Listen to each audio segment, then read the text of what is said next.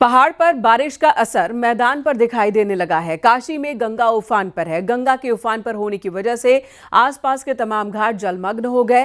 प्रशासन ने नाविकों से भी नाव न चलाने की अपील की है।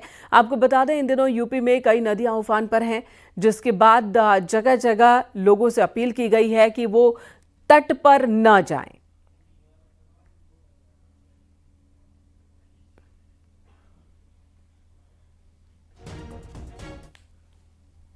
बनारस में पानी तो देखिए 5-7 रोज से इतना तेजी से बढ़ी है और बढ़ते बढ़ते हम लोग का घाट धीरे धीरे उठता जा रहा है। आवागमन भी थोड़ा कम हो गया है। फिर भी कुछ लोग आते हैं जो डेली बेस वाले हैं और हम लोग का पूजा पाठ कर्म है, अपना कार्यक्रम चल रहा है, लेकिन उतना नहीं, थोड़ा बहुत चल रहा है। अपना रोजी रोटी उसी तरह बरकरार है। हरदोई में भारी बारिश के चलते जगह जगह पानी भर गया। पौष इलाकों से लेकर गली मोहल्लों तक जल भराव है। कुछ ही देर की बारिश में पूरा शहर जलमग्न हो गया। नालियों का गंदा पानी घरों तक पहुंच गया, जिससे लोग परेशान नजर आए। स्थानीय लोगों ने आरोप लगाया है कि नगरपालिका ने नाला सफाई के नाम पर केवल खाना पूर्ति ही की है।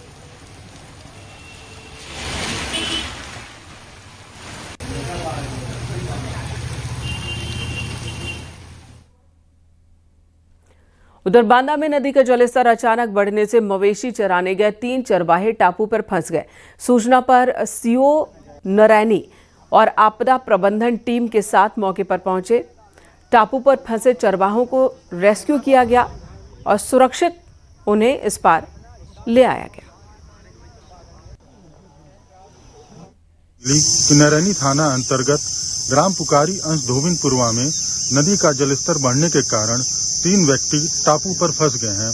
पुलिस एवं प्रशासन द्वारा तत्काल मौके पर पहुंचकर आपदा प्रबंधन की टीम को बुलाया गया।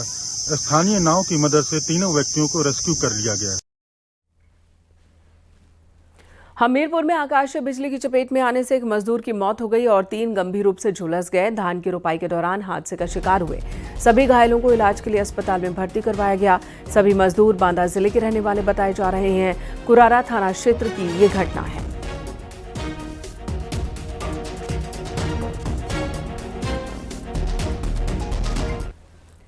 दरबांदा में आकाशीय बिजली गिरने से एक की मौत हो गई और 2 लोग गंभीर रूप से घायल हो गए। भारी बारिश के चलते पेड़ के नीचे खड़े हो गए, तभी आसमान से आकाशीय बिजली गिरी, जिसकी चपेट में आकर ये सभी झुलस गए। जानकारी होने पर परिजनों ने सीएचसी में इन्हें भर्ती करवाया, जहां एक की मौत हो गई। 2 लोगों का इलाज चल रहा है। सूचना पर पहुंची पुलिस ने शव को कब्जे में लेकर पोस्टमार्टम के लिए भेजा। कमासिन थाना क्षेत्र की ये घटना है।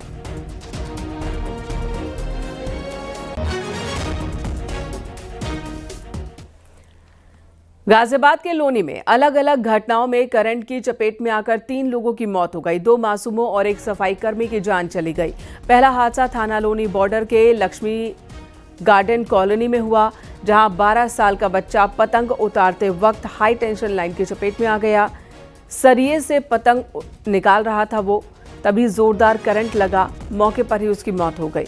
दूसरा हादसा लोनी थाना क्षेत्र के राम पार्क कॉलोनी में हुआ, जहां 5 साल की बच्ची खेलते वक्त लोहे की रेलिंग को पकड़ने पर करंट की चपेट में आ गई। और तीसरा हादसा ट्रॉनिका सिटी क्षेत्र के इकराम नगर कॉलोनी में हुआ, जहां नगरपालिका में सफाई कर्मी कूलर से टकरा गया और करंट लगने से उसकी जान चली गई।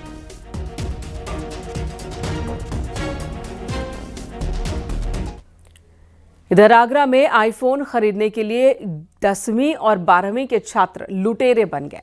छात्रों ने चेन स्नेचिंग की। शातिर छात्र व्यापारी से सोने की चेन लूटकर फरार हो गए।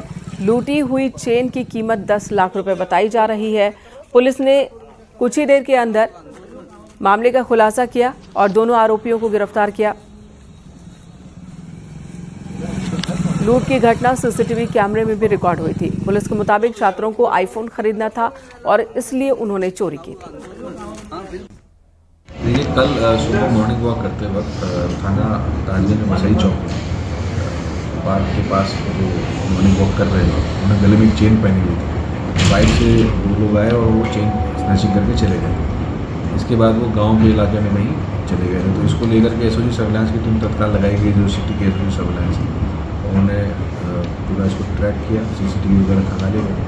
फाइनली 2 नाबालिग बच्चों को पकड़ा गया था। संतोष पुत्र राकेश निवासी गाँव लगावती, दूसरे कमाल करके नाम है।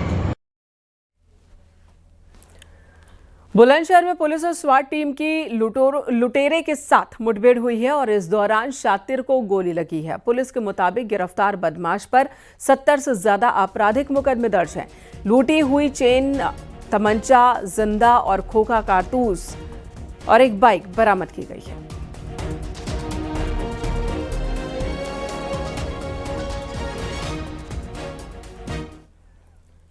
इटावा में जिला प्रशासन ने आबकारी एक्ट और गौकशी के आरोप में 8 गाड़ियों को जब्त किया। जब्त गाड़ियों की कीमत तकरीबन 38 लाख रुपए के आसपास है। एसएसपी की रिपोर्ट के आधार पर डीएम ने ये कार्रवाई की। विगत 1 माह में जनपद इटावा पुलिस द्वारा गोवध अधिनियम एवं आबकारी अधिनियम के अपराधों में संलिप्त कुल 8 वाहनों को विधिक प्रक्रिया के अंतर्गत जब्त कराया गया है, जिसकी कुल अनुमानित कीमत लगभग 38 लाख रुपए है। आगे भी ऐसे अपराधों में संलिप्त अपराधियों एवं वाहनों के विरुद्ध हमारी विधिक कार्रवाई प्रचलित रहेगी। हरदोई में पुलिस ने धर्म परिवर्तन का दबाव बनाने वाली एक महिला को गिरफ्तार किया और इस मामले में एक आरोपी फरार है। शाहबाद थाना क्षेत्र का मामला है। महिला ने अपनी सहेली रीना बानो और उसके साथी हैदर पर धर्म परिवर्तन का दबाव बनाने का आरोप लगाया। पीड़िता ने इसे लेकर 11 जुलाई को शिकायत की थी। उसका कहना है कि उसकी सहेली रीना बानो उसे अपने घर ले गई। वहां मौजूद हैदर नामक युवक ने उसके साथ बदसलूकी की और धर्म बदलने का दबाव बनाया। हैदर प्रयागराज का रहने वाला है और वो अपने ससुराल आया हुआ था। दिनांक 11/7/25 को थाना शाहाबाद पर एक महिला द्वारा अपनी सहेली रीना बानो निवासी कस्बा पिहानी व हैदर निवासी प्रयागराज जिसकी ससुराल कस्बा पिहानी में है, इन पर दुष्कर्म व दुष्कर्म में सहयोग करने तथा अन्य आरोप लगाते हुए एक तहरीर दी गई। थाना शाहाबाद पुलिस द्वारा उक्त तहरीर के आधार पर सुसंगत धाराओं में अभियोग पंजीकृत किया गया। आज दिनांक 12/7/25 को रीना बानो को गिरफ्तार कर पुलिस द्वारा जेल भेज दिया गया है। हैदर की तलाश हेतु 2 टीमों का गठन किया गया है। शीघ्र ही हैदर की गिरफ्तारी की जाएगी। लखनऊ से खबर, जहां पढ़ाने के नाम पर भतीजी को घर लाई मौसी ने पीटा है। पिटाई के दौरान 6 साल की आयशा की मौत हो गई। आरोपी महिला ने बीमारी से मौत की बात कही और बहन को बेटी का शव सौंप दिया। शक होने पर पीड़ित पक्ष ने बच्ची का पोस्टमार्टम कराया, जिसमें सिर पर चोट की पुष्टि हुई है और उसी चोट की वजह से बच्ची की मौत हुई है। मृतका के पिता ने अपनी साली रुबीना पर हत्या का मामला दर्ज करवाया है। इंदिरा नगर पुलिस ने आरोपी महिला रुबीना को गिरफ्तार किया। सीतापुर से भतीजी आयशा को पढ़ाने के नाम पर इंदिरा नगर लखनऊ लेकर आई थी रुबीना। ऋषभ मणि हमारे सहयोगी इस वक्त हमारे साथ जुड़ गए हैं।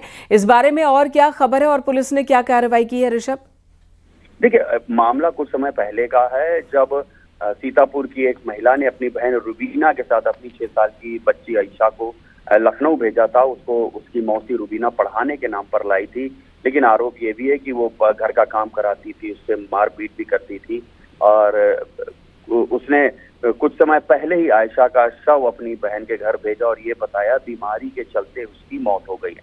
लेकिन जब बच्ची का अंतिम संस्कार किया जा रहा था, उसी दौरान ये शक हुआ लोगों को कि इसके सिर पे चोट है, शरीर पे और भी चोट है, जिसके बाद पोस्टमार्टम कराया गया। पोस्टमार्टम रिपोर्ट में सिर से पर लगी चोट से मौत की बात की पुष्टि हुई, जिसके बाद रुबीना के खिलाफ उसके जो उसका जीजा था उसने ही हत्या की FIR दर्ज करा दी और इंदिरा नगर पुलिस ने देर रात रुबीना को गिरफ्तार भी कर लिया है। ठीक है, धन्यवाद ऋषभ मणि इस वक्त पूरी जानकारी देने के लिए।